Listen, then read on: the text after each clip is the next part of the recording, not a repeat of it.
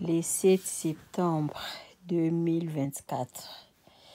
Donc, eza journée tokobosanaka yango te.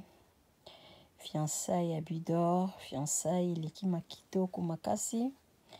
Donc, tous les deux parents, tous les deux familles, tozalaki wana pona kosolola, ko soutenir bana.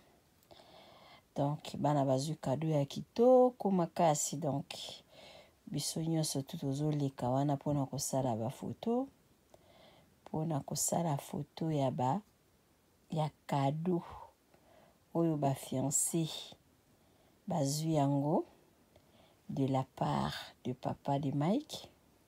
En tout cas, nzamba lola aza munene, nzamba salaka na ba oya ye. Ba bien fende e gangaka. Balobi bolamu epolaka te.